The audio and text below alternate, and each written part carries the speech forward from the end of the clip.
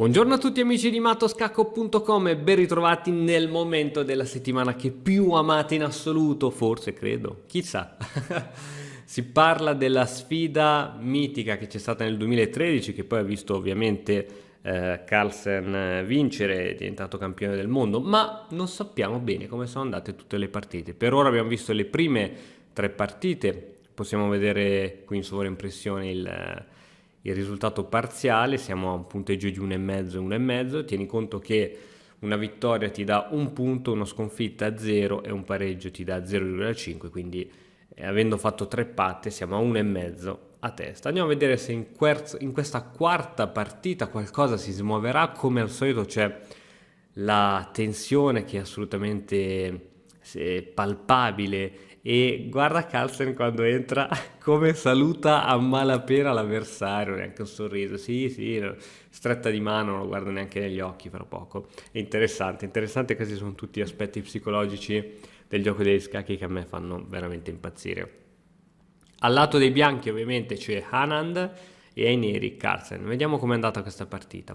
Andrò abbastanza veloce in apertura, poiché sarà, ti anticipo, una partita abbastanza lunga, quindi sull'apertura, che sono tutte mosse essenzialmente da libro, vado abbastanza veloce. 4, 5, cavallo F3, cavallo C6, alfiere B5, entriamo nella spagnola o Ruy Lopez. Cavallo F6, variante berlino o berlinese come si vuole chiamare, anziché giocare a 6, viene subito sviluppato questo cavallo che minaccia quel pedone centrale, e ora la risposta migliore, almeno la più giocata, è arrocco corto, con l'idea di dare in sacrificio un pedone in cambio di un rapido sviluppo. Accettare il sacrificio di quel pedone è abbastanza rischioso, ma stiamo parlando, ragazzi, di Carlsen e ovviamente lo accetta. Bam! Il nero va subito in vantaggio di un pedone, probabilmente il bianco riuscirà a recuperarlo subito. D4, cavallo D6, ritirata con pressione sull'alfiere, cambio. Ok, esaminiamo la posizione. Adesso il bianco si riprenderà il suo pedoncino, probabilmente con una mossa di questo tipo. Il nero ha due pedoni doppiati, ma anche la coppia di alfieri, che è un buon compenso per quell'impedonatura.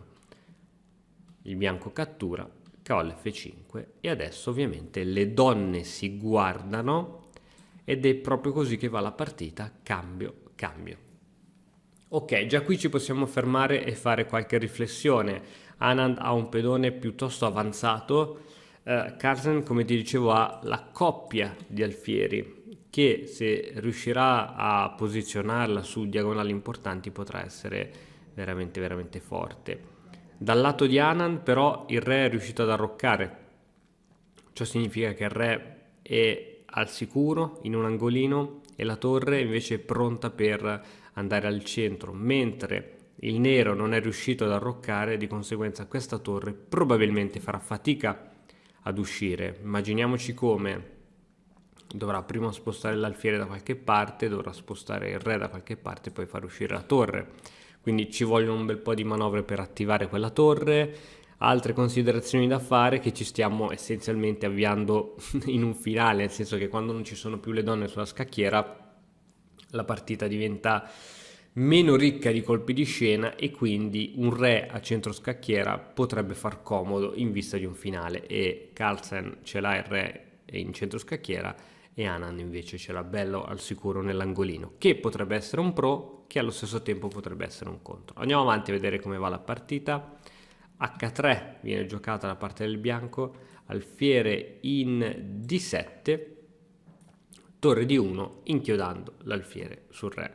Alfiere 7, guarda questi due alfieri come proteggono il proprio re e cercano allo stesso tempo di controllare delle case importanti e di far sviluppare le torri. Cavallo C3.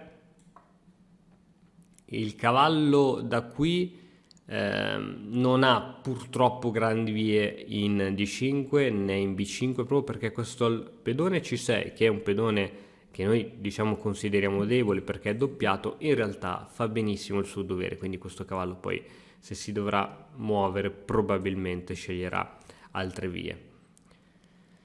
Re C8, e qui Re C8 assolutamente rende più attiva l'altra torre, ma chiude sempre di più questa torre qui.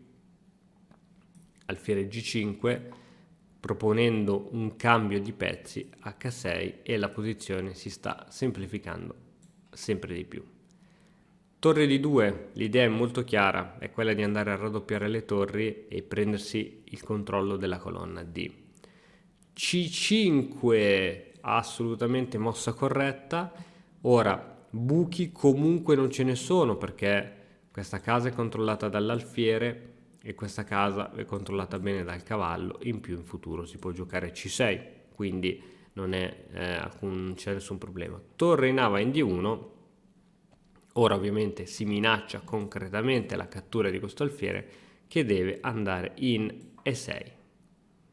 Segue cavallo in E1, cavallo G6 minacciando questo pedone, cavallo D3 difendendo il proprio pedone e andando a attaccare questo pedone in C5. Ok, ora il nero deve capire un pochettino che mosse fare, probabilmente deve difendere questo pedone. Non ci sono troppi modi per difendere questo pedone se non con B6. B6 è vero, posiziona tutti questi pedoni su case scure, ma questi pedoni sono forti fra di loro finché rimangono in questa posizione e finché c'è l'alfiere campochiaro che compensa le debolezze sulle case chiare. Cavallo in E2, e adesso Anand ha deciso di giocare questa mossa di cavallo, dando in offerta il pedone in 2. Però questo pedone è avvelenato, così proprio come era accaduto anni prima nella partita Fischer-Spassky. Fischer andò a catturarsi quel pedoncino. Qual è il problema? È che dopo che l'alfiere si va a catturare questo pedoncino, e la partita va proprio così, Carlsen cattura, c'è B3. Qualcuno potrebbe dire errore da principiante, lo sanno tutti che non bisogna catturare il pedone lì perché altrimenti rimane incastrato l'alfiere, però Carlsen è un gradino sopra e se ne esce da questa trappola con un pedone sopra. Guarda un po'.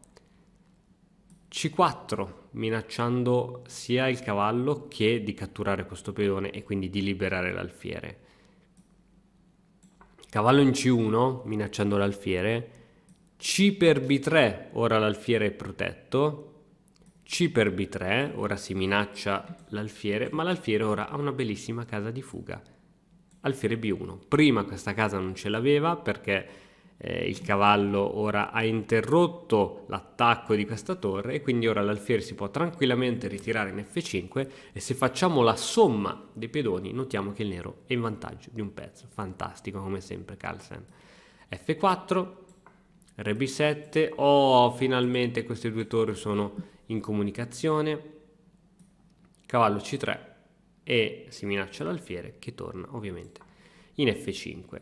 Devo dire che ora Anand ha un bel controgioco, G4, insomma ha le torri incolonnate, questi pedoni che spingono per andare a promozione, quindi non è una posizione semplicissima per il nero. L'alfiere ora si deve ritirare e decide di andare in C8, lasciando ancora in trappola e inutilizzata quella torre. Segue cavallo D3, supportando i propri pedoni, cercando una collocazione migliore per questo cavallo. H5, cercando di disfare questa bellissima struttura che si è venuta a creare, e ora F5, rafforzando la struttura, minacciando il cavallo che deve ritirarsi. Il cavallo si ritira in E7 e segue cavallo in B5. Questo cavallo è molto forte, in caso di spinte di pedone è pronto ad insinuarsi in D6 e ovviamente il cavallo ora minaccia il punto C7 che potrà essere tranquillamente rafforzato all'attacco con il movimento di una delle due torri. H per G4, H per G4, finalmente si è aperta una colonna per questa torre che decide subito di utilizzarla tramite H4, minacciando il pedone che minaccia allo stesso tempo poi lo scacco sul re. Cavallo F2, minacciando questo pedoncino, cavallo in C6 minacciando questo pedoncino, ma Anand trova una buona soluzione che è torre C2. Ovviamente questo pedone non si può catturare, perché ti faccio vedere cosa sarebbe potuto accadere sulla cattura. Cattura su E5, torre per C7, la partita è praticamente finita per il nero. Dunque Carlsen ovviamente non cattura questo pedone, ma gioca A5. Torre in C4, bellissima mossa, rimane sempre offensiva sul cavallo e sul pedone, difende ulteriormente il pedone in G4 e difende la corsa del pedone A4 per far liberare questa torre, perché essenzialmente siamo alla 31esima mossa, ci stiamo dirigendo in un finale se già non lo siamo, e di conseguenza questa torre veramente inutilizzata in A8 inizia a pesare. G6, torre in D va in C1, aumenta la pressione sul cavallo, siamo pronti ad andare in C7, alfiere D7 difendendo. Finalmente si è aperto anche un po' di spazio per questa torre. E6, F per, ovviamente il nero non può catturare, altrimenti si perde un pezzo pieno ed è costretto ad andare in E8. Tutto sommato E8 non è una casa brutta per questo alfiere, perché continua a svolgere il suo ruolo difensivo e allo stesso tempo si mette sulla casa di promozione del pedone, che è sempre cosa buona e giusta. La partita continua con cavallo in E4, torre per G4, interessante anche quest'altro sacrificio di pedone in cambio di attività. Re in F2, torre F4, scacco di nuovo, re in E3, torre in F8. E ora segue cavallo D4. Aumentano le pressioni e le minacce su questo cavallo, che dovrà assolutamente spostarsi, e a seguito del fatto che il cavallo non ci sarà più, il punto F7 crollerà. Carlsen decide di cambiare i cavalli. Prima di catturare c'è quello che si chiama scacco intermedio, cioè intanto mi pappo un pedone con scacco e tu devi andare via col re, e poi ora in tutta calma. Quindi rimane la situazione che il bianco è sotto di un pedone, ma ha una maggiore attività dei pezzi e ha un pedone molto molto vicino alla promozione. Finalmente entra in gioco anche l'altra torre, torre D8, e ora su torre D8 viene giocata re C3.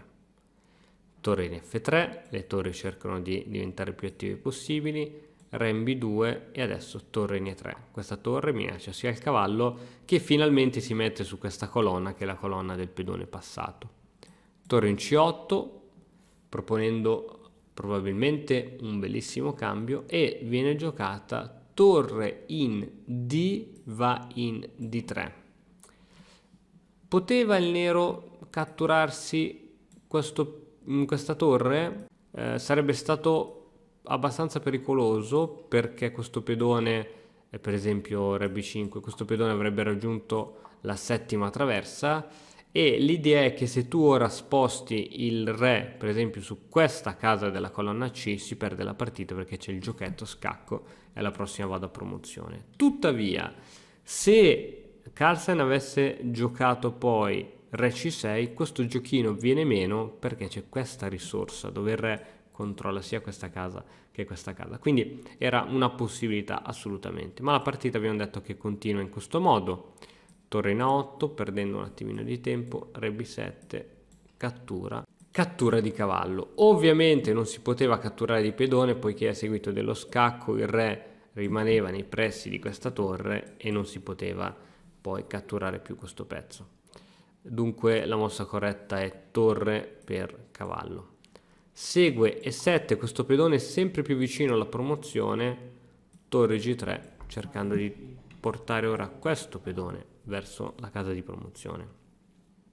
Torre C3, proponendo un po' di semplificazione, torre 2, torre C2, torre in E va in E3. Carlsen si sottrae sempre alla semplificazione, cercando di mantenere il controllo sulle case importanti. Re in A2, G5, ora anche questo pedone finalmente inizia ad essere pericoloso. Carlsen è sempre con un pedone in più.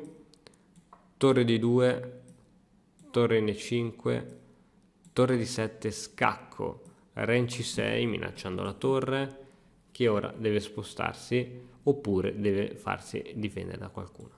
L'altra torre difende, si minaccia sempre la spinta di questo pedone e quindi c'è bisogno del raddoppio delle torri che vadano a controllare al massimo questa casa di promozione. Torre di 6 scacco, re in B8, torre in 8 va in D7 scacco, un po' di mosse di questo tipo, il re va in A6 e adesso torre in D5, proponendo una semplificazione. Torre in E2, re in A3 e adesso, molto interessante, qui Carlsen si sottrae ancora alla semplificazione con torre in E6, con l'idea che se tu mi pappi questo pedone, io mi pappo il tuo pedone avanzato.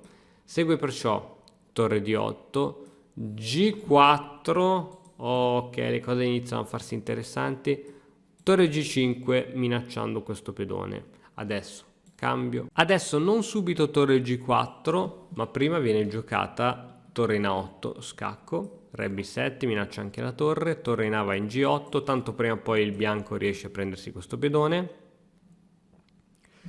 A4, torre per G4, A per B3, torre in G7, ora il cambio è praticamente forzato, re in A6, torre per, re per B3.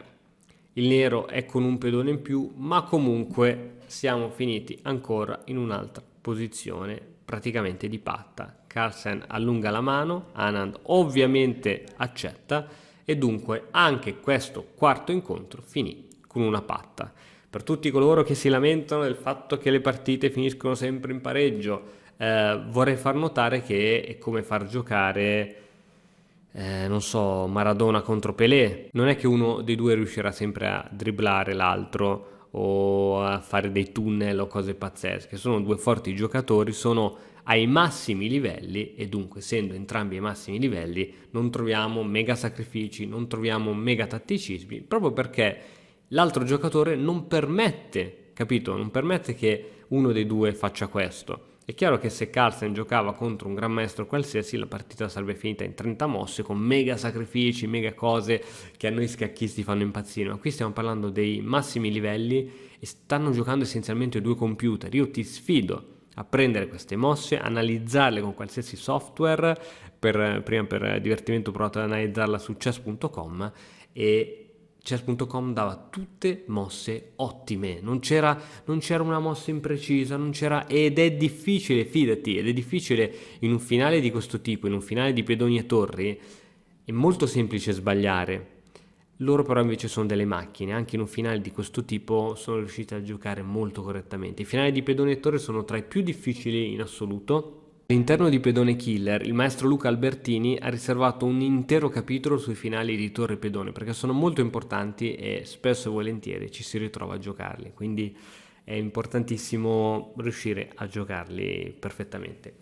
Bene ragazzi, allora noi ci vediamo prestissimo andando avanti questa nostra rubrica, andando a vedere come sarà andato il gioco 5. A presto, ci vediamo domani con un altro nuovo video. Ciao!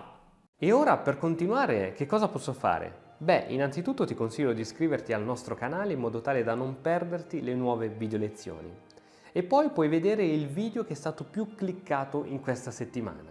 Ci vediamo, ciao!